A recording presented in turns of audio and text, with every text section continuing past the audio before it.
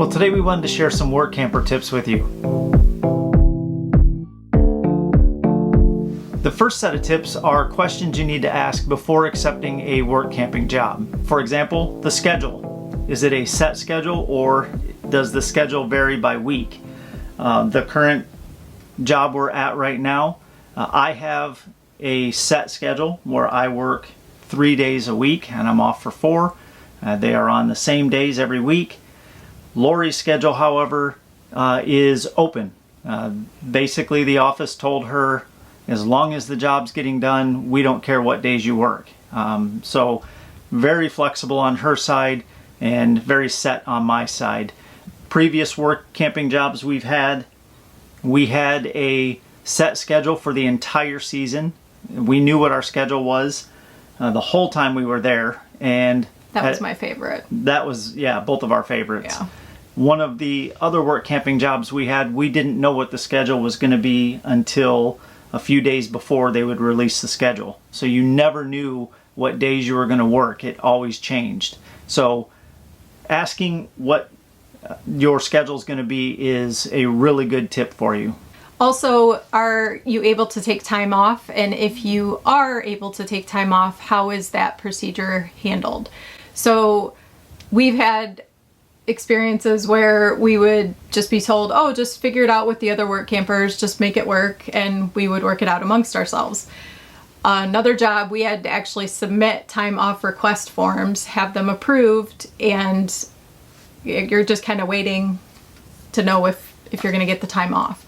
So that's kind of important to know if you're hoping to take time off. To be honest, when we started work camping, I think, in my mind at least, I thought we're seasonal workers. That equals you don't get time off. Right. So I was kind of surprised that we had the freedom to still do that. And obviously we didn't take advantage of it, but it is nice if you're in a beautiful location like we were to be able to ask for a few extra days off and switch with your work camping friends and give each other some vacation time in a cool place. Yep. Another great question to ask is training provided? At some prior work camping jobs we've had, 2 of them actually, the owners have gotten all of us together in one big group and showed us exactly what their expectations were, how they wanted the facilities cleaned, all the way down to what chemicals to use and paper products. They've taken us to the sites and they've showed us how they wanted the sites cleaned and the fire pits. At the current job we're at, I've had training. So training is generally provided. However, your training here at this current job has been none. It's really been amazing.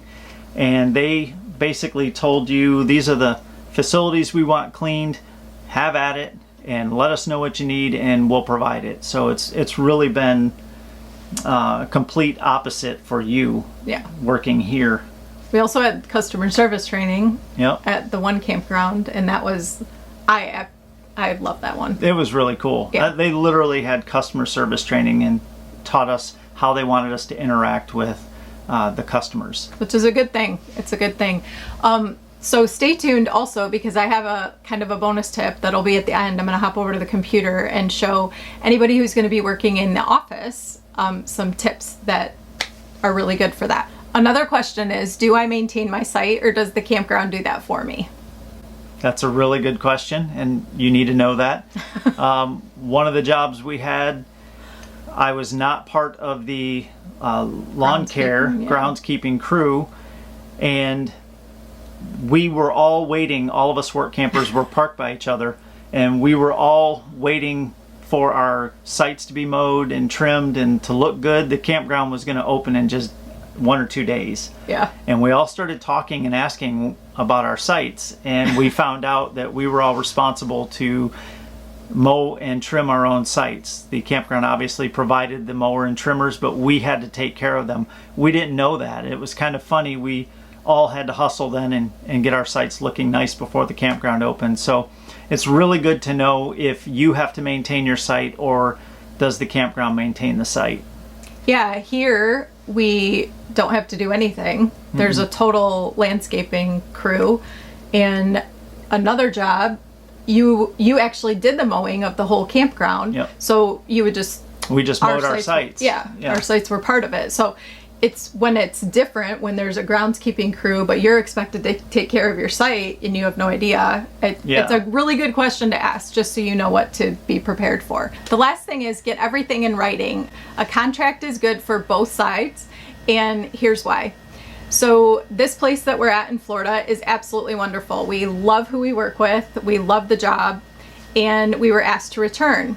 So we had a contract the first year. When we were asked to return, we didn't think anything of it. We just made the assumption that job responsibilities would be the same when we came back. I like to stay in touch as we're getting closer to arriving at different jobs. So I contacted and just said, just wanted to update you on our arrival date. Just wanted to make sure everything was still ready to go. And basically was told I was thinking we'd do something different this year. I was thinking you could do this instead. And it just completely caught us off guard. I called him crying. I'm like, we're not going to make any money. She doesn't even want me to clean bathrooms anymore. And most people would be like, woohoo. But that's something that I just expected and had been planning on and kind of enjoyed.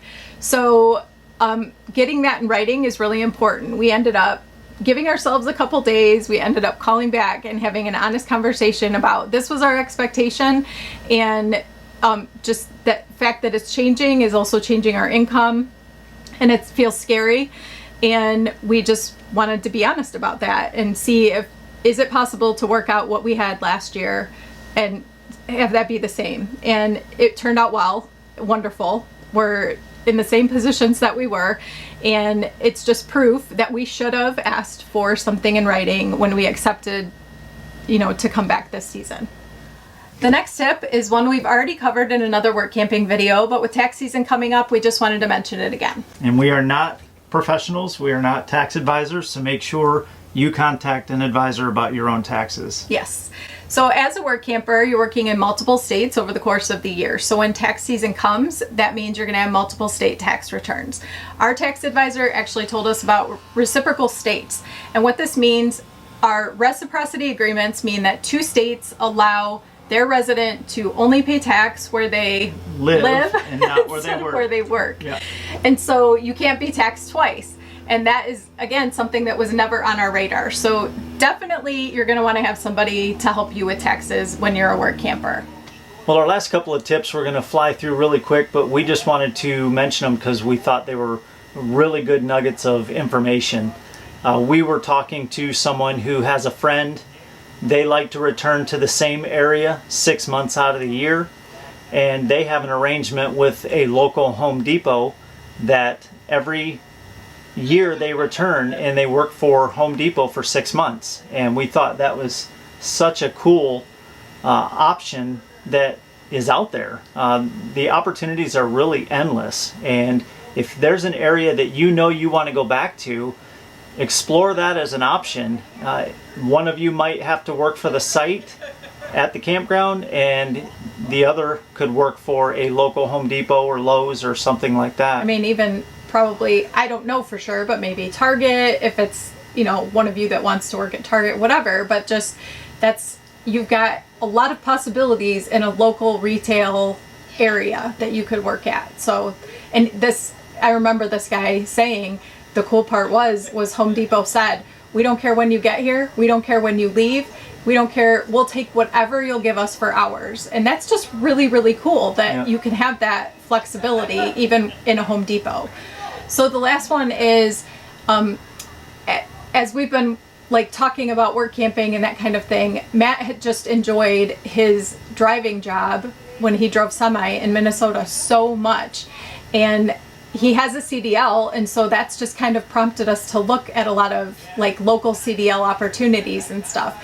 And that's just another point to remember, that if there's something you enjoy doing, you can do that in a local area. It doesn't necessarily have to be work camping at a campground. One of you, again, can work for your site so that you get that for free, or site plus income, whatever the arrangement is.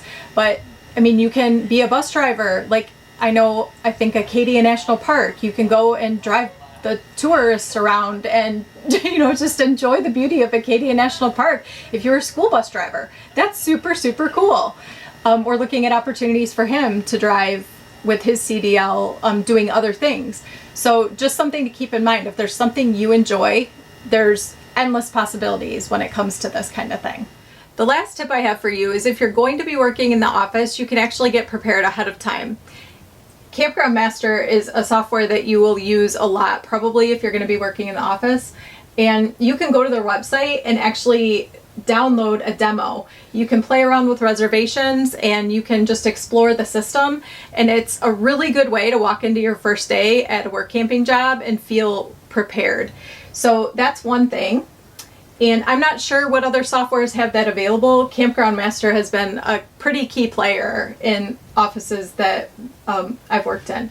RMS was another system that I used. And again, I'm not sure about a demo on this one. I think there might be a demo available for this, but you can use YouTube the same way that you're using it to learn about work camping. You can use that to pull up the softwares that you're going to be using, watch training videos, and walk into the first day and wow them with the knowledge that you have, or at least the familiarity you have of the software system. So I hope that helps.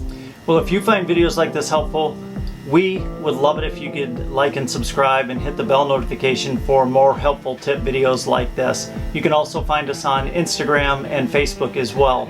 So if you could just see the behind the scenes of what happens when you film a video like this, it took a lot out of us, so just get out there and wander.